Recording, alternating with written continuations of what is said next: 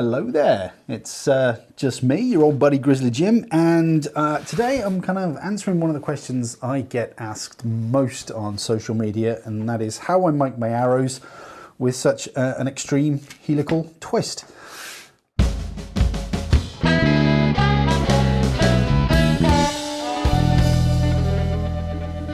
So whenever I do post a video, usually a slow motion video of my arrows flying through the air or a close-up of my gear, the question that I'm asked most is how do I get such a helical twist on my feathers? People say they can't do it with their current jig, and you can. It just takes a little bit of tinkering, but I'm going to show you how I put on such a sort of an extreme helical twist, just using this, which is a boning class pro class, I think it's called. Just a real simple jig. It's the one I use at home. It's the one I've got most of. It's just a simple jig. It doesn't do anything overly fancy.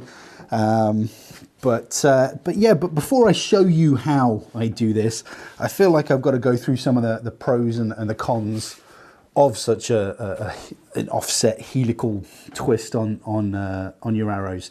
The benefit is it gives you a hell of a lot of stability. It makes the arrow spin, and obviously the faster something's spinning, the more stable it is, but the slower it goes.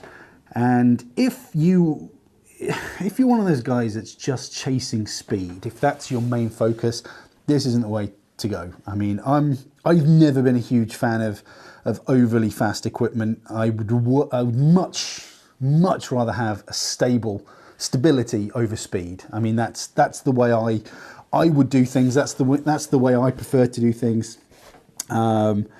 Stability for me is far more important than speed. Speed's one of those things that unless you're in complete control of your equipment, speed can actually be a negative rather than a positive. If you've not got complete control over your equipment, if you haven't got mastery over your equipment, it's not going to help you out in the end. It's just going to make you more critical. It's going to make things a little bit more difficult for you. So I've always preferred stability. I don't shoot huge distances. If I'm shooting WA 3D, I'm a maximum of 30 meters. You know, I don't have to cover huge distances, so sort of having a bigger feather that's going to slow the arrow down, act like a bit of a parachute, but give you more stability isn't really a negative. But it's up to you at the end of the day. You've got to shoot in a way that makes you happy, and if you're into speed and you can control it, then speed is absolutely going to be a benefit to you. But you know, you've got a choice to make. You want speed, you want stability, do you want to hover in the middle somewhere? But I just wanted to mention that before we get going, that you are gonna, like, doing an arrow this way, you are gonna lose speed, but potentially gain stability, which, you know, for me is a good thing. But yeah, I probably wouldn't always use a 5-inch. I use my own custom feathers normally, which are 4.5 inches, so they're kind of in between.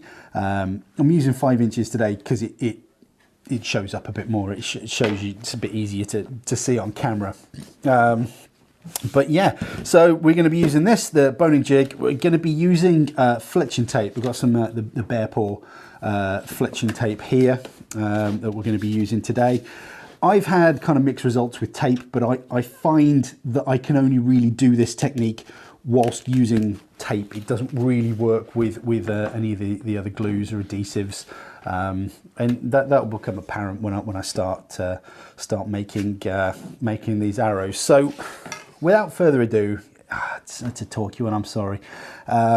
Let's throw a few feathers on these arrows and you'll see how I get that kind of helical twist on there. First, you've got to, before you put your arrow in, actually, you've got to make sure that this is in the right position. This sort of the offset. A helical twist comes from the clamp. Now, this is a right helical clamp. You can see it's unlike a straight clamp. It's not straight. It's like it's been twisted. Where a straight clamp is just straight. You can put a straight clamp on with an offset, But if you're going for that extreme helical twist, you go for an offset and a helical clamp. Offset and helical aren't the same thing. They are two different things. But yeah, so this is just straight out of the box. This is just the right wing clamp. I'm using right wing feathers. Obviously, if you're going to use left wing feathers, you need to use a left wing clamp. It's a similar process, but you kind of got to do it the other way around. But I'll be showing you on a right wing clamp. So you've basically got to set this up first. This is where it comes from. This is where the kind of the extreme offset comes from. So as long as your jig can be adjusted, you should be able to do something. And what I tend to do is get the front end pushed as far this way as it can go, and then the back end is kicked out not as far as it can go, because then it's going to be way off. But you want it to sit. Let's see if we can show you. It's on more fingers and thumbs. This is actually quite awkward to do. You know when you just do something a million times and you never think about explaining it? Well, this is one of those situations. What I tend to do is have it so the front bit of the clamp is pushed back as far as it can go, and then the back end of the clamp is pulled out this way, so it sits ever so slightly off the arrow shaft. And you're going to think, well, that's not going to work because the feather's not going to stick. But this is where the kind of the cheat comes in, sort of like the overclocking of the jig, if you will. You kind of got to push it past its natural kind of positioning. Now, again, this also comes with its pros and cons, but we shall go over that as we go. Just so you can, I wonder if maybe if I do it this way, you'll be able to see it a bit better. But yeah, so it's going to take a little bit of trial and error to get the feather in exactly the right position. Again, that's why tape, I find, is a little bit better in this particular situation. If I wanted longevity, I would definitely go for a glue. My favourite glue, I think, is probably the NPV glue. I think you've got Fletch Tight as well. Just as good, but I don't know, I tend to go with the NPV. That seems to be my kind of go-to glue if I am using it. But I don't know, I tend to refletch arrows quite a lot, so tape works better for me, to be honest. But with tape, I tend to just whack a little bit on the feather there. I always leave a little bit of a tab hanging over. And then just push it down along the feather. I have done a video on putting tape on, I think. Maybe I'll see if I can link to that, I don't know. But I just nip it off there, nice and simple. I use this as an indicator, it's the first big indicator. It doesn't really matter which one you use, like I did in a previous fletching video, just as long as you use the same one each time. So you've got your tape on your feather, then it's just a case of peeling that off, and then you've got your adhesive, as you would, on your feather. You clamp that onto your clamp, paying special attention to where it's going. And if you can see, I mean, that's going to fit really nicely, but then because of the offset, the back part of the feather isn't really going to be sat on the shaft all that well, and that's okay. That's what we want. I would personally I would leave that just a minute or two, just for the sort of the adhesive to work a little bit better. I find if you just put it on straight away and take it off, it doesn't seem to work quite as nicely.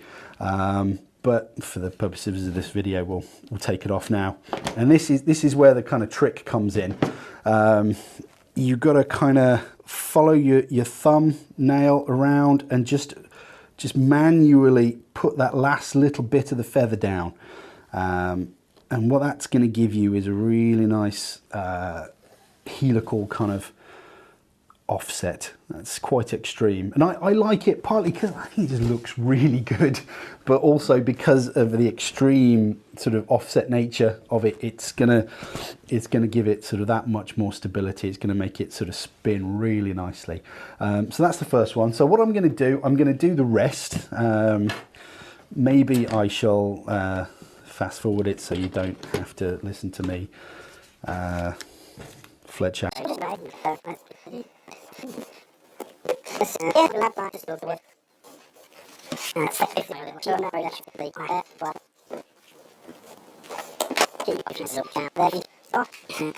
Go onto there, just give it a final little squeeze down and pull that clamp off, and then that's basically it. You've basically done it there. You've put your clamp on. You've finished off with that tiny last little bit. It's only this last little bit that you're kind of hand finishing. The you know, 90% of the feather is already stuck down. You're just pushing that down. So it should, if you follow the quill down with your nail, it should all, you know, go in the right direction, and it should go in the right place.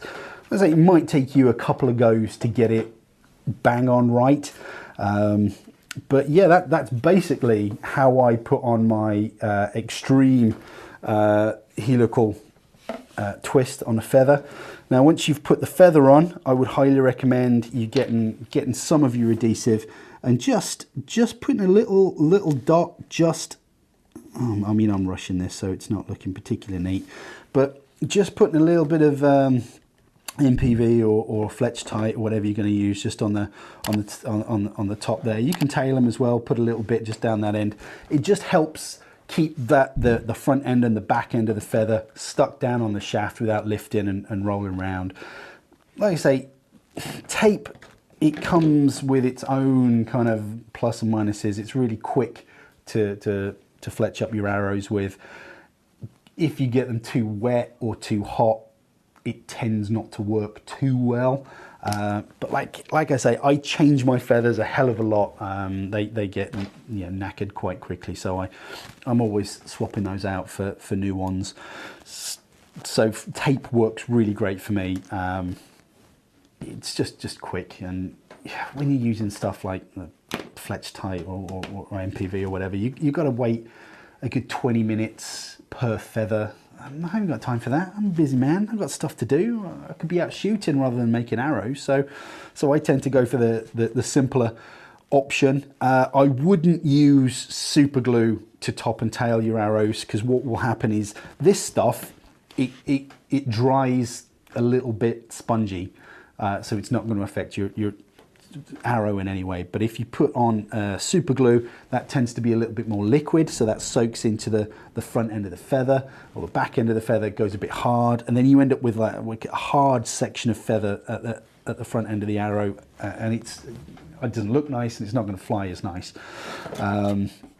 But that is just quick little video. I've rambled on for God knows how long, but I hope it's answered the question that I get asked a lot. It's not ideal. It's not. There are probably better ways to fletch your arrows, and I'll look at different other ways, different jigs, different bits and bobs. But that's the way I do it with kind of like my nasty little helical twist on there. I mean, these are the arrows I'm using at the moment. That's the same twist. I just like it. It looks good, flies good. And when your consideration isn't getting the fastest setup you possibly can, I think it's absolutely great.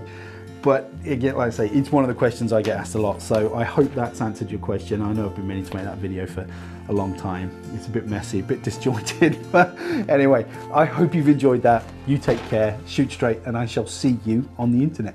Bye-bye.